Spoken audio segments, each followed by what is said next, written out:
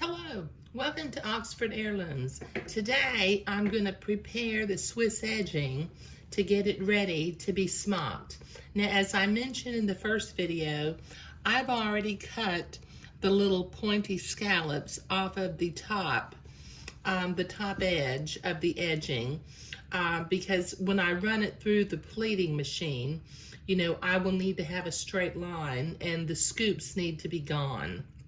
Okay, now what I did was at each end, where the last full scallop ended, I measured with my ruler 1/2 of an inch away from that scoop, and I drew a little line with my friction erasable pen. I did that on both sides. Now, using my fabric cutting scissors, I will cut along that line.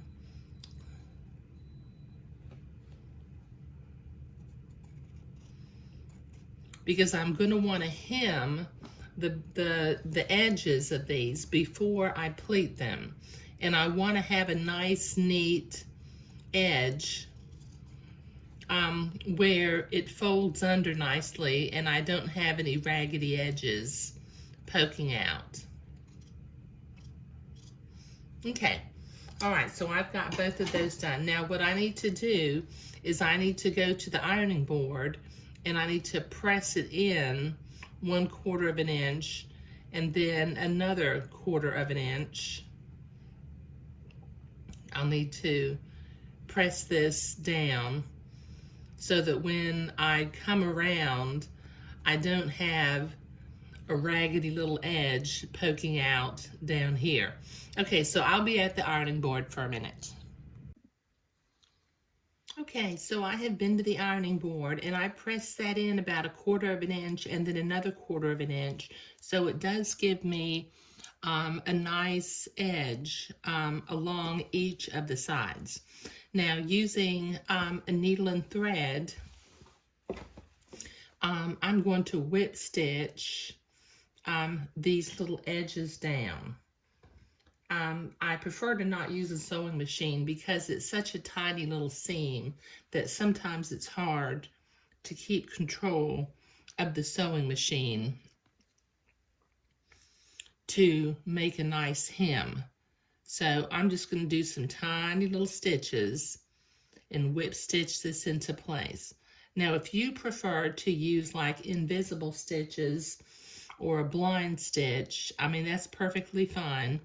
I'm just in the habit of whip stitching, okay? So this will take me a couple of minutes to get both of these hems hand sewn.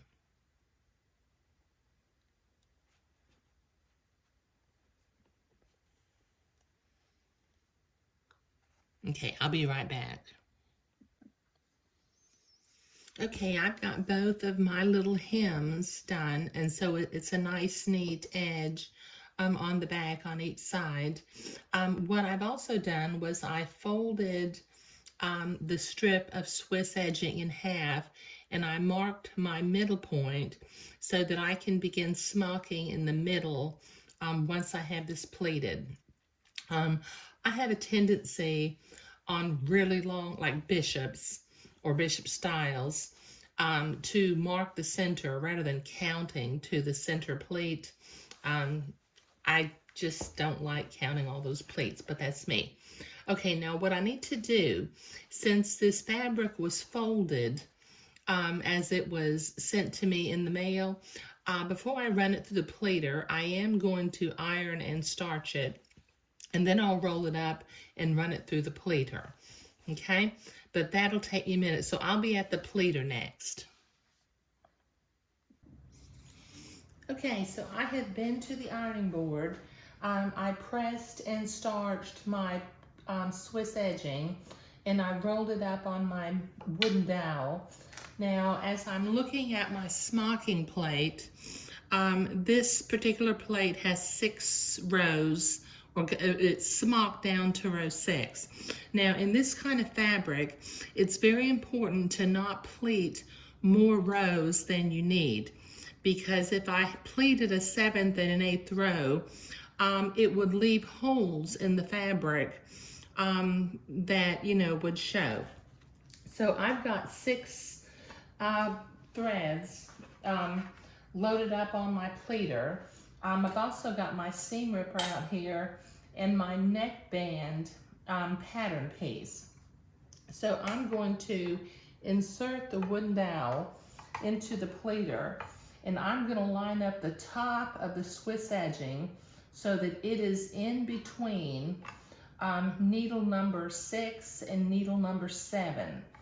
And then I will follow this line, keeping the top edge between needle number 6 and needle number 7. Go slow when you go over that hem because it could break a needle.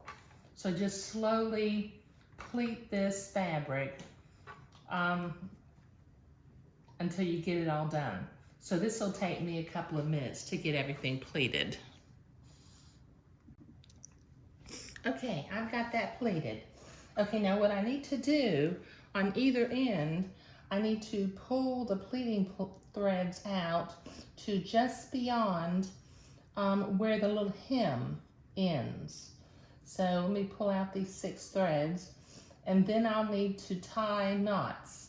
Now, I keep saying I'm going to look up the name of the knot that I tie, but it's just a simple knot. Okay, I just take the threads, wrap it around my finger, bring it around through, and tie a knot. Okay, so let me tie these other 2 knots, and then I'll work on the other end.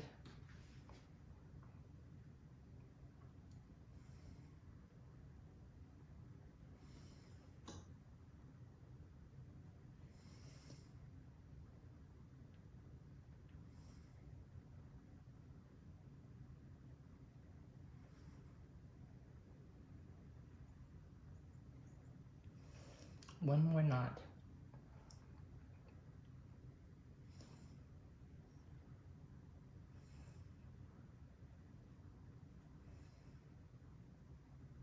Okay. Okay, now I'm going to do the same thing on the other end. I'm going to pull the pleating threads out using my seam ripper, the dull side of the seam ripper, so you don't accidentally cut the thread. Okay.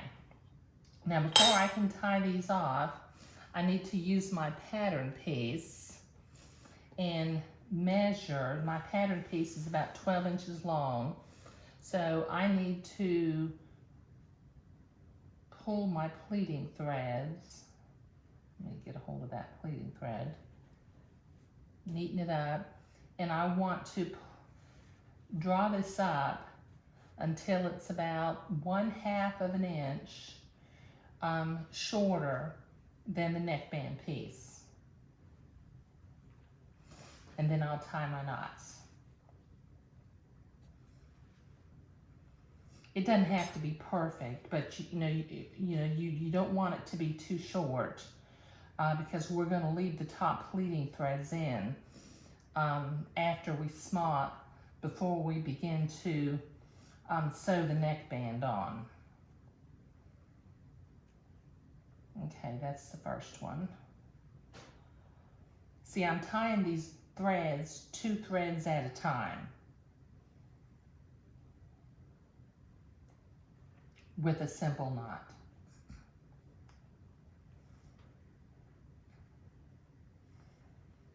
Okay, let me trim that extra thread off because it'll be in my way when I smock. Okay.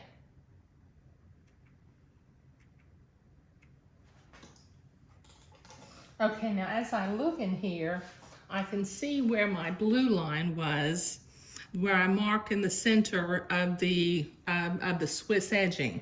So I will begin smocking in the center and work my way out towards the edges. Now on the back side, I will be back smocking the very top row. Okay, now this particular smocking plate, it has a row up at row 1, and as I have done before in another project, I'm going to back smock that row first.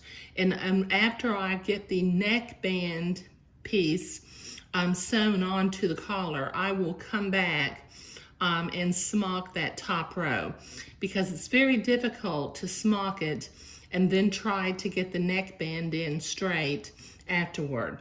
But if we have the back smocking, we can follow the back smocking, with a sewing machine to get a straight line. Okay, but I've got some smocking to do. Okay, so preparing the pattern piece to get it ready to smock was what I was doing today. Thank you.